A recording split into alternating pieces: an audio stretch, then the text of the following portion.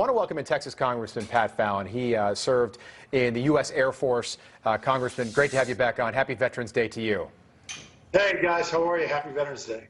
This is a day that I think it should be a far more bipartisan day. This is a day where you should see not just the president and his administration and those closest to him gathered at the tomb of the unknown soldier. That should be Republicans, Democrats, and the American people and families who have lost somebody. What does Veterans Day mean to you, sir? Well, honestly, I think about those. I remember a poster when I was in the Air Force, and it said, all gave some, but some gave all. And that couldn't be truer. And about a little over 1.5 million Americans have literally laid down their lives so we can enjoy the freedoms and liberties and the bounties of opportunity and prosperity that we have in this country. And we can't ever forget that, because it is so plentiful that we take it for granted sometimes. And Veterans Day, of course, was fathered by World War I, and we lost 116,000 men and women in the First World War.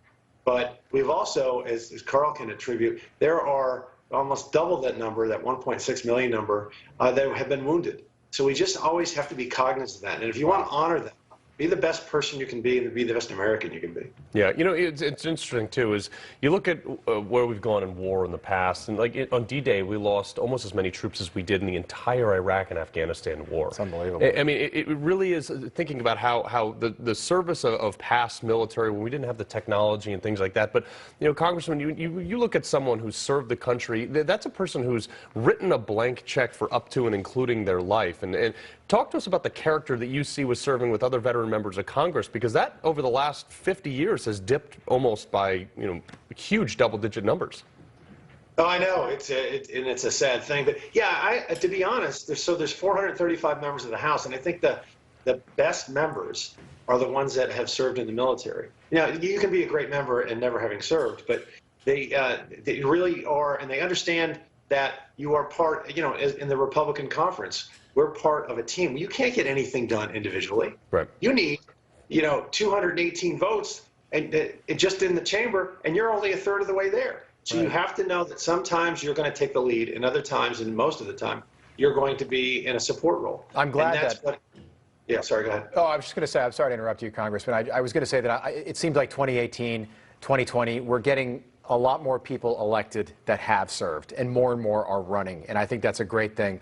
But so many served, particularly in World War II, and we had almost a 50-year stretch where every American president was a veteran. That was the big question. It brought down, some say it brought down John Kerry in 2004, but Bill Clinton was our first baby boomer president. And then in '96, we had Bob Dole. He, of course, served with distinction in World War II. He was shot. That's why his arm, he was shot in the back by the Germans. When did that not become an important factor in electing an American president? You know, I think it can't be understated post-Vietnam era. We went from, in the 70s, having random people spitting on and decrying our veterans, particularly if they were in uniform in the 70s. And then, really, to be honest, in the 80s and 90s, when I wore the uniform in the 90s, it was kind of a neutral. People didn't thank me, but they didn't scream at me either. But then after 9/11, we got a really rude awakening that, you know what, we can be attacked, and we owe this.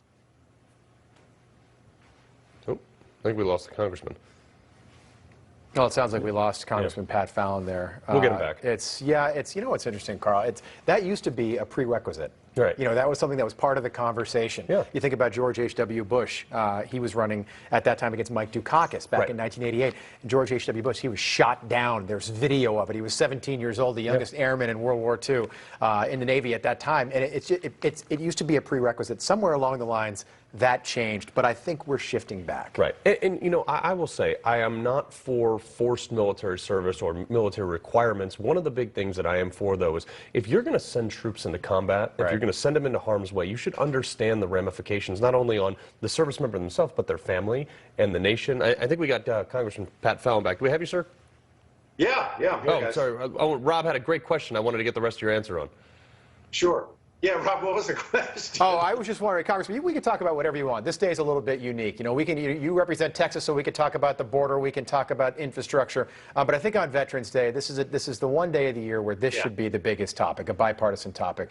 I was just asking about the American presidency and when not having served your company, it used to be a prerequisite. It no longer is something that's even mentioned anymore. Think about Barack Obama, for example. You know, think about President Trump. These are people that never served their country. It used to be a huge issue. No, and what I was saying before, and sorry for losing you there, but in the 70s, you know, after Vietnam, people, you know, ridiculed, some people ridiculed folks that were in uniform. And that's a tough thing to come back from combat and not have the country that you fought for love you, pretty much universally. And then the 80s and 90s, it was somewhat neutral. When I wore the uniform in the 90s, it didn't seem, people didn't thank me, but they didn't scream at me. But then after 9/11, there was a wake-up call. And Americans realized that this opportunity and bounty and prosperity and the security and safety is provided by someone. And it's those men and women that wear the uniform, that go out. God, Carl, how many days do you sleep, you know, in a foreign land, you know, under the stars with people shooting at you? Yeah. I mean, that sucks, and that's hard. Yeah. And that's why we really got to honor those folks that are willing to do that. Congressman, great having you on. We appreciate it. Texas Congressman Pat Fallon, good to see you, and thank you so much again for your service. Thank you, gentlemen.